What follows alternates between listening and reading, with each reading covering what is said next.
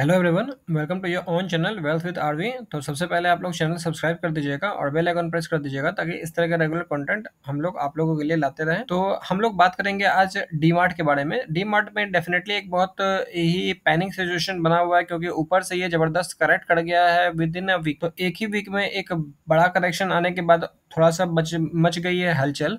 तो उस हिसाब से हम लोगों को इस स्टॉक को स्टडी करना बनता है कि इसमें क्या करें, आगे क्या नहीं करें, क्योंकि हम लोग इसको पहले भी होल्ड किए हुए हैं और डेफिनेटली हम लोग बाय इस स्टॉक को किए थे कुछ दिन पहले।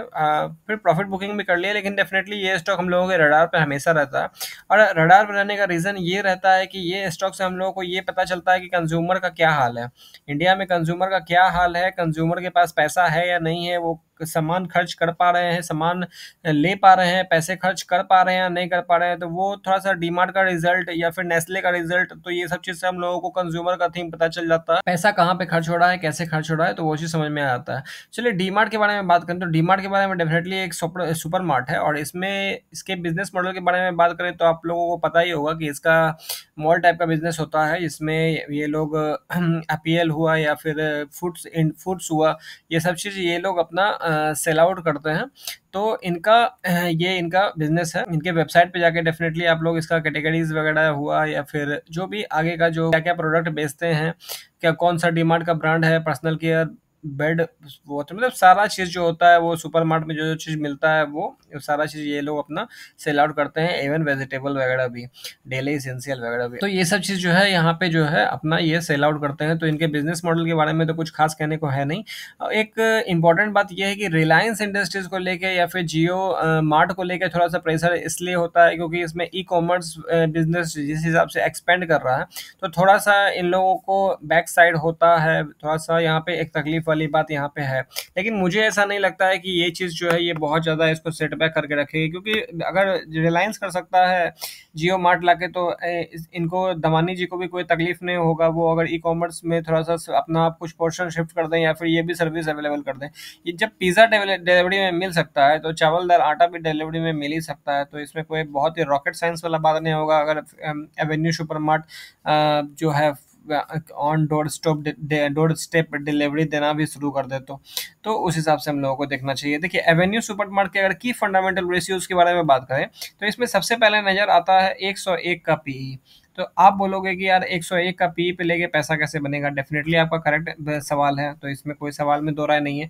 लेकिन मैं आपको ये बात अवेयर करना चाहता हूँ कि ये 101 का पीई जो है ये अपने ऑल टाइम पीई से 20% सस्ता है। तो आप बोलोगे ये क्या हो गया, अब 20% सस्ता है, 101 का पीई भी है, तो हम इसको आपको लेके चलते हैं पीई के चार्ट पे। यहाँ पे जब आप मैक्स करोगे या 10 साल करोगे, 10 साल तो नहीं हुआ है लिस्ट किए हुए, मैक्स ही कर दो, 10 साल कर दो, एक ही बात है। तो यहाँ पे जब आप देखोगे ना इसका ऑल टाइम एवरेज पी जो है ना वो आपको 120 125 के आसपास दिखेगा। 120 पकड़ के चलते हैं तो 120 के पी पे इसका ऑल टाइम पी है। एवरेज पी, मीडियन पी के बारे में बात करें तो 124.6 है, 125 पकड़ के चलो। और 5 ईयर्स का देखो, 5 ईयर्स का पी भी 123 का पी है।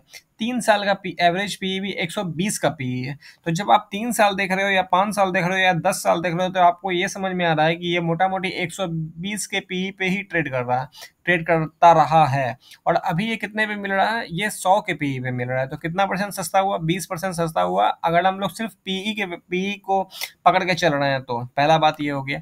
दूसरा बात ये हो गया कि इसका जब ईपीएस आप देखोगे तो ईपीएस कंटिन्यू इसका इंक्रीजिंग ऑर्डर में दिखेगा आपको 2013 से 1.73, 2.95, 3.77, 5.70, 7.67, 12.92, 14.46, 20, 16 थोड़ा सा करेक्शन हुआ है लॉकडाउन को लेके, उसके बाद 23, 36, 38, 41।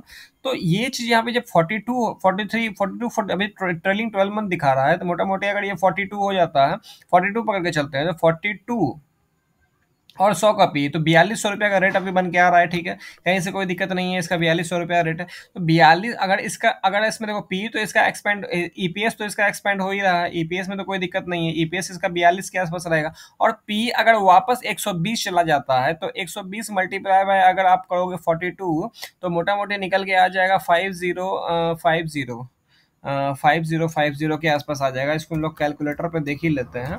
तो इसको 120 मल्टीप्लाई बाय अगर 42 कर देते हैं तो 5040, ठीक है, 5040 अगर निकल के आ रहा है तो यहाँ पे हम लोगों को अगर यहाँ पे पी सिर्फ एक्सपेंड होता है, जो वापस एवरेज पी पे भी चला जाता है तो भी अपना प्राइस जो है वो 5100 के आसपास चला जाएगा। तो मोटा मोटी यहाँ से 1000 रुपये अगेन स्टॉक प्राइस में तो आराम से मिल सकता है, इसमें कोई दो राय नहीं है।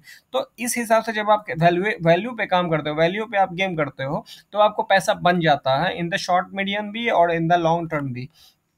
चलो, तो कंपनी का की फंडामेंटल रेशियोज में कहीं से कोई दिक्कत नहीं है। इवन रिटर्न ऑन इक्विटी के बारे में बात करें तो वो 14.5% है, 15% के आसपास है। रिटर्न ऑन कैपिटल एम्प्लॉयड 19% है, रिटर्न ऑन एसेट 12.8% है। तो ये तीन पैरामीटर तो यहाँ पे वेल एंड गुड दिख रहा है। कैश इक्विवेलेंट कंपनी के पास है, नेट प्रॉफिट शानदार हुआ है, फ्री कैश फ्लो 24 करोड़ है, सेल्स ग्रोथ 17 का है। तो 17 का सेल्स ग्रोथ पे 100 के 120 का पी जहां चलता था तो वहां पे 100 का पी चल रहा है। इसलिए कहीं से कोई वैसा ब्लंडर वैल्यूएशन वाला बात यहाँ पे नहीं है, क्योंकि ये हमेशा सदाबहार इतने ही पी पे रहा है। चलो, अब इसके सेल्स ग्रोथ के बारे में बात करें पास्ट, तो 20% का सेल्स ग्रोथ रहा है, अभी 17% का सेल्स ग्रोथ है इस साल का। इस साल जहां तक मुझे समझ में आ रहा है कंज्यूमर के पास वैसे भी पैसा कुछ खास है नहीं, तो यहाँ पे अगर इसका अगर ग्रोथ सेल्स ग्रोथ अगर कम आता है तो ये बहुत ज़्यादा सरप्राइजिंग बात नहीं होना चाहिए। और ठीक है, जितने भी ब्रोकर्स एजेंसी हैं उन लोगों का कहना है कि आप डीमार्ट का जो वैल्यूएशन है वो थोड़ा सा महंगा है और फिर कंपटीशन बहुत ज़्यादा है। तो कंपटीशन बहुत ज़्यादा है तो इसके ऑपरेटिंग प्रॉफिट मार्जिन में मुझे तो ऐसा नहीं लग रहा है कि कोई डेंट लग रहा है। तो वो 6% था, 7% था, 9% था, 8% कंटिन्यू, तो अपना ऑपरेटिंग प्रॉफिट मार्जिन ये मेंटेन रखे हुए हैं। और अगर कैश फ्लो के बारे में बात करोगे तो कैश फ्रॉम ऑपरेटिंग एक्टिविटी में भी ये कहीं से कोई कमी नहीं है। तो दमानी जी को पता है कि अपना धंधा कैसे करना है, तो उसमें मुझे नहीं लगता है कि उनको कुछ सिखाने का जरूरत है। और वो बहुत एक्सपर्ट आदमी है, बहुत एक्सपीरियंस्ड आदमी है, तो यहाँ पे ऑपरेटिंग कैश एक्टिविटी से अपने को दिख रहा है बहुत ही अच्छे तरीके से।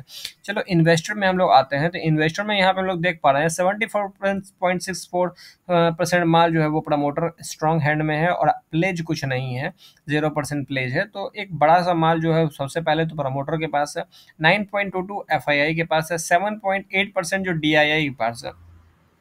तो हो गया 17%। और ये तो मोटा मोटी पब्लिक के पास माल बचा नहीं, इसमें भी 1%, 2% एक एंजल इन्वेस्टर है। तो मात्र 6% माल जो है वो फ्री फ्लोट में है। तो ज़्यादा से ज़्यादा फ्री फ्लोट में है नहीं तो ट्रेड बेचेगा कौन?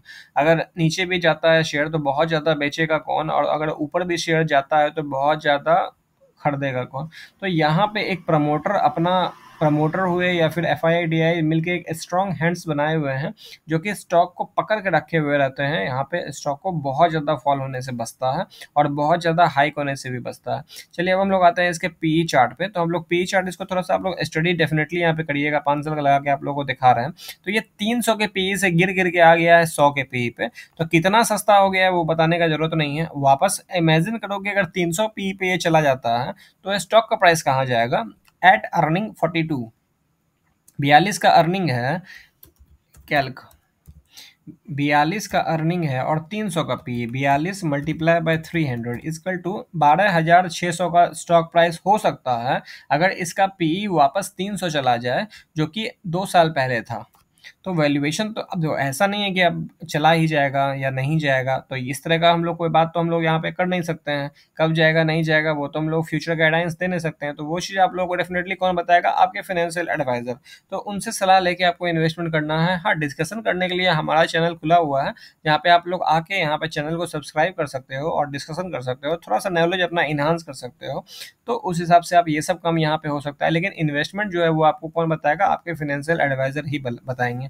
और आप लोगों को कोई स्टॉक अगर डिस्कस करना है, मेरा राय जानना है, तो लिंक में आपको हमारा नंबर मिल जाएगा, वहाँ पे आप व्हाट्सएप ग्रुप में ज्वाइन हो सकते हो। वहाँ पे हम लोग डिस्कस कर सकते हैं कौन से स्टॉक में मेरा क्या राय है, आपका क्या राय है, वो सब चीज़ हम लोग डिस्कस कर सकते हैं।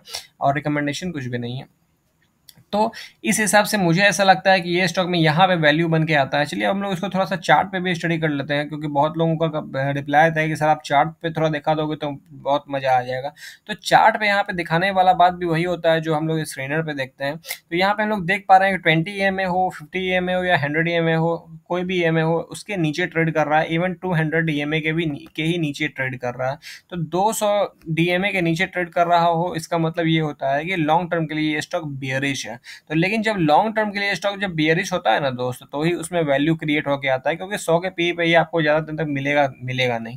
तो उस हिसाब से आप स्टॉक को देख सकते हो। जैसे ही हम लोग इसमें वीकली चार्ट लगाते हैं, हम लोगों को सारा गेम समझ में आ जाता है कि कहाँ पे क्या सपोर्ट बन के आ जाना चाहिए। तो मुझे ऐसा लगता है अगर हम लोग फंडामेंटल पीई वैल्यूएशन को स्टडी करके थोड़ा-सा सोचिए और अभी का प्राइस एक्शन देखें, तो यहाँ पे हम लोग समझ में आ रहा है कि अभी प्राइस तो शॉर्ट टर्म के लिए तो बियरिश रहेगा। ऐसा नहीं है कि ये स्टॉक अगर हम कल ले लेते हैं, तो ये स्टॉक वापस रिवर्सल होके वापस जो है ये एक 5050 के टारगेट की ओर चला जाएगा, ऐसा कुछ नहीं है। लेकिन यहाँ पे ये स्टॉक एक्युमुलेशन के लिए यहाँ पे पड़ा हुआ रहेगा और ये एक्युमुलेशन यहाँ से जिस वैल्यूएशन में मिलता है नीचे, मुझे ऐसा लगता है कि यहाँ पे सस्ता होते ही चला जाएगा और सस्ता लेके महँगा बेचना, कम पीई पे लेके हाई पीई पे बेचना, अर्निंग जिस कंपनी का अर्निंग बढ़ रहा हो उस स्टॉक में लो पीई पे खरीदना और हाई पीई पे बेचना, इसको ही इन्वेस्ट ट्रेडिंग आर्ट कहते हैं और इसी को ही अच्छा इन्वेस्टर कहते हैं। तो आप लोगों को क्या करना है नहीं करना है वो डेफिनेटली यहाँ पे खोल के बताने का जरूरत नहीं है। यहाँ पे सपोर्ट के बारे में अगर बात करो तो सपोर्ट यहाँ पे निकल के आ रहा है एक 3950 रुपए का, जो कि वैल्यूएशन वाइज मुझे ऐसा लगता है कि अगर 90 के पी पे अगर आ जाता है तो ये स्टॉक वापस जो है 90 के पी पे आने का मतलब है कि वहां से 10% करेक्ट करना प्राइस में, 100 से 90 हुआ तो मतलब प्राइस में भी अगर 4100 चल रहा है तो 400 रुपये का, एक 410 रुपये का करेक्शन यहाँ से हो जाए, 415 रुपये का करेक्शन होने के लिए ये स्टॉक चला जाएगा मैक्सिमम 3650 के आसपास। तो 3600 3700 इससे हमको लगता है कि मैक्सिमम डाउनफॉल होगा। इसके नीचे मुझे तो नहीं लगता है कि ये स्टॉक जाना चाहिए। अगर जाता है तो बहुत अच्छी बात है, वहां पे और ज्यादा एक्यूमुलेशन बनता है, लेकिन मुझे ऐसा नहीं लगता है कि 3650 के नीचे यहाँ पे जाएगा। और एक सपोर्ट यहाँ पे जो है 3950 का तो है ही।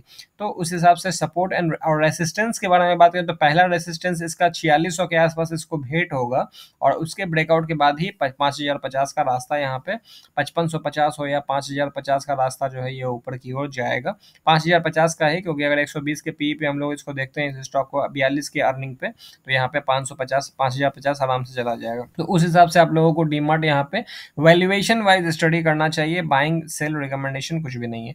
तो thank you very much. I hope आप लोगों ने चैनल को सब्सक्राइब कर दिया होगा क्योंकि इस तरह के ब्यूटीफुल इन्फॉर्मेशन आप लोगों को पी वगैरह समझाने का, अर्निंग ईपीएस समझाने का और कोई आपको नहीं बताएगा।